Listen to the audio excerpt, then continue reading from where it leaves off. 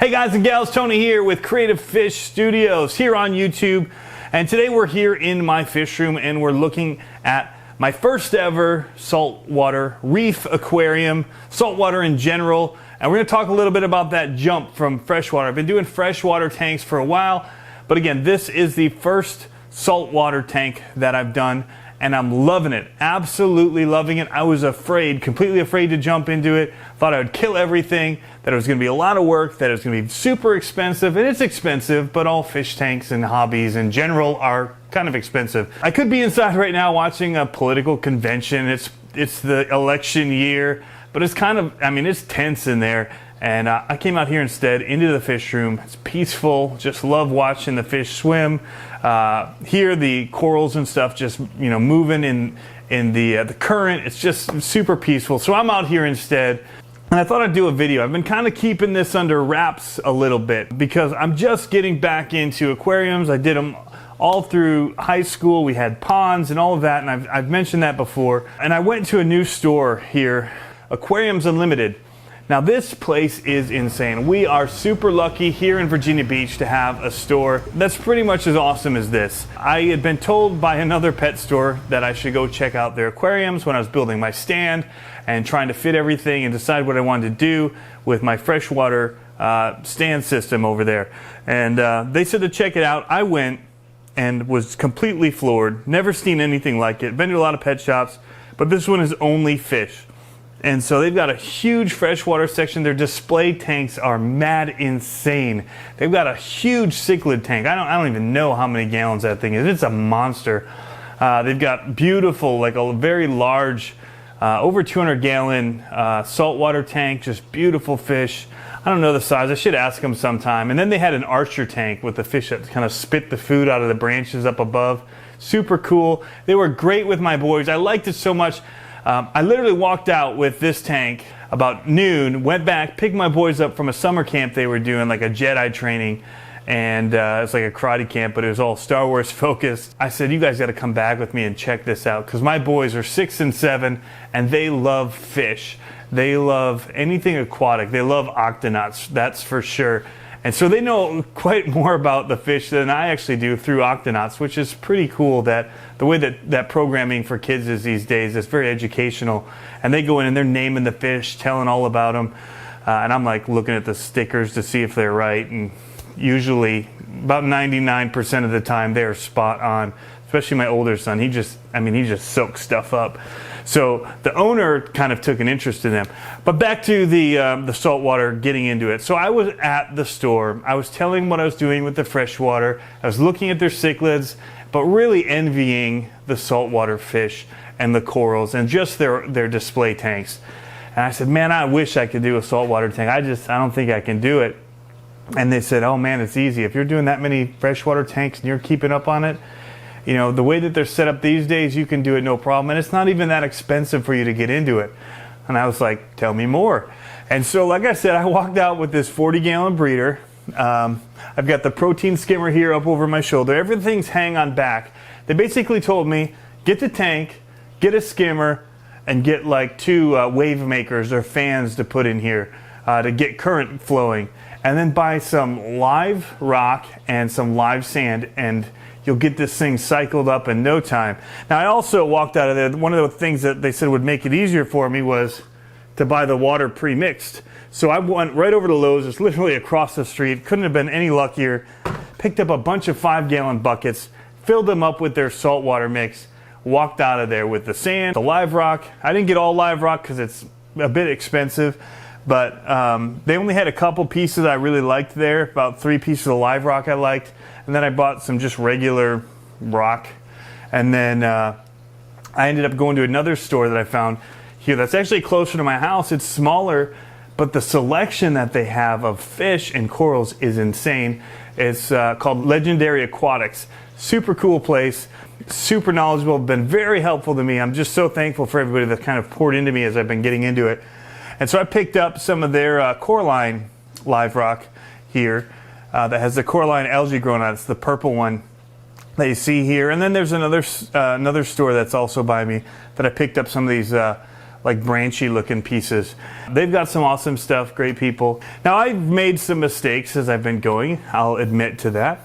I did add a Marine Land, it's just a Penguin 350 hang-on back filter, but that's mainly to keep it a little bit cleaner and to put some carbon in there. And so I'm running some modified carbon filtration inside of that just to help with keeping it clear, keeping it clean, and any toxins or whatever that might end up in the water.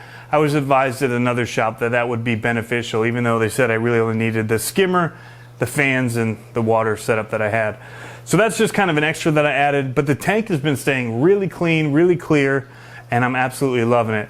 So I put some copepods in at the beginning, I let it cycle, and then I added the clownfish, which are hanging out. They're kind of hosting up at the fan up here just above my head.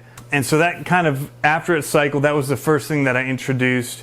Then I got a goby just to kind of sift the sand. I was getting some, algae and stuff, dark spots in the sand, and that thing just goes through and it just eats up the sand, spits it out the gills, and looks super cool. My boys really like that. Then I started adding corals, but to do that, I started investigating what kind of lights, and I ended up back at Aquariums Unlimited, and they had a new light in for them.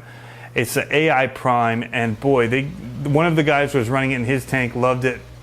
Advised me to get it as a cheaper alternative to some of the other ones that are out there for corals, and it is doing a fantastic job. Again, I've been running this now for months, kind of on the sly, keeping it hidden from the YouTube stuff, because I just want to make sure that I was comfortable with it, that I wasn't killing everything that I put in there, and really I've had nothing die on me.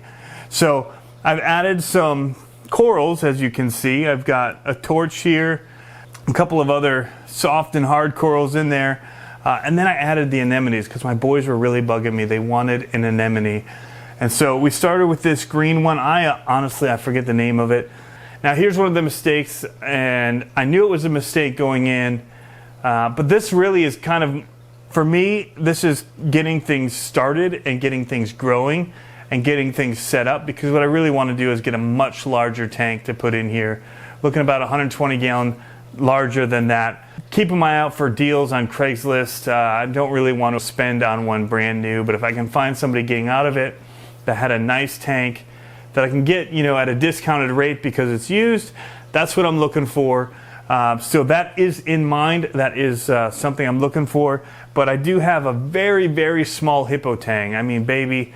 And I was told probably I could get a year out of this tank in it. But again, I've got all these tanks going. I really think that the bigger tank is where I'm going to end up with this. If I don't, I'm smart enough to know that I need to find someone or take it back to the shop and give it to them for their large tank, which I don't want to do. I really want to get a big tank to put them in. So that is one of the mistakes that I made by most people's standards. Again, I've been pretty comfortable. I've done this with a lot of fish where I'll start them in one tank and I'll move them up, like Oscar fish or some of the other freshwater fish, the blood parrots, starting them in like a 20 long and then moving them up as they grow and getting a tank set up for them that's larger. But I've got some awesome corals in here. There's actually a starfish sitting right up on the top of this rock here, and there's a fingerprint Toby, which is pretty tame as far as puffer fish go. He doesn't pick on the other fish. They're not super reef safe, but he doesn't really mess with any of the corals. The first day I put some of the corals in, he kind of nipped at them to kind of see, and I got up close to the tank to kind of scare him and let him know I don't want him messing with them. And he hasn't picked on him anymore. He hasn't been nipping at him. And so I'm watching him with this starfish, and every once in a while he kind of gets in there like he wants to take a nip, and I jump in on the tank. He backs off, but it's looking like it's kind of working all right, and we'll see. If anything comes out, it's going to be the Toby. I'll put it into a quarantine tank as I'm building out another small tank. Those are nice because they don't get very large. But the other mistake I made is I put 2 anemones in this small tank. And I've been lucky enough at this point that they've stayed in different sides of the tank. Now, that's why I'm running extra carbon in case there's like chemical warfare between them or something. But I did make a mistake because the one anemone's been hiding out in the back, and I tried to move it to a spot that was more present in the front. And when I did that, he started walking right over and literally climbed over this more expensive anemone that I'd rather keep, and the condi just kind of crawled over it, kind of stinging, and went around. Luckily, nothing bad happened out of that. Got me super worried about it though, so I put him way back in the back where he was and where he was happy, and I'll let him live in the back there. He doesn't really host these Ocellaris clownfish anyway, so that anemone to me isn't as important as this green one here. Everything is so far has been very happy. It's been a couple months and everything's looking good, everything's growing well. I've had the, you know, with the heat here, I'm in the garage, and so I'm having to push some of the air conditioning out through the garage door to keep it cooler in here. I'm running fans and things to try and keep it at an ideal temperature. I'm a little over sometimes, and I'll get a little bit of algae growing on the glass here. But it's pretty easy to maintain and get off the glass, and everything seems to be really healthy and thriving and doing well. And so even, you know, the anemones, the corals, nothing seems to be melting. The AI prime, just one single prime is doing well for these. I put it extra high. I got their, you know, articulating arm instead of the fixed arm. So I have it elevated about 14, 16 inches above the tank to get more spread by the time it hits. And then I'm just increasing the levels to bring light into the tank, but get it corner to corner. Now the problem with that is that you get shadows because of it being a singular light and casting over the rocks and creating shadow spots. Whereas if you had two, it would kind of, you know, if there's shadows created by one light, the other light is going to kind of relight those. So I could run into problems soon with that if I do a lot more corals, but right now I've got everything kind of, I'm looking for light spots, or if it is something that needs less light, kind of finding a shady spot for it, or away from the directness of the light, and then using the tiering to do that. Again, I haven't ever done this. This is my first time into it. So far, I haven't had any of the major problems. That can come up. We did, after getting it the first week, we lost power, and that was like my heart was just pumping. Everything came out great. It wasn't actually off for too long. It was off for like 2 hours. Got it back up and running.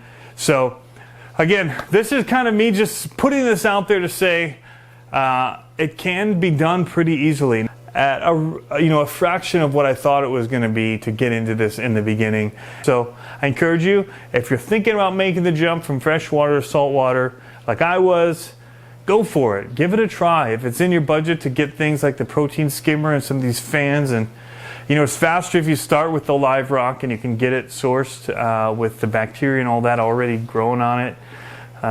You know, it really helps you out in getting things settled and set up and moving along quickly and enjoying what you really want to see, which is, you know, kind of the end product. And now I'm just watching as things start growing, as all of these corals here start to just get larger, and learning which ones are going to infest the tank and keep them away from other rocks and all of that. So thanks for stopping in, guys, here at Creative Fish, and we'll check you next time.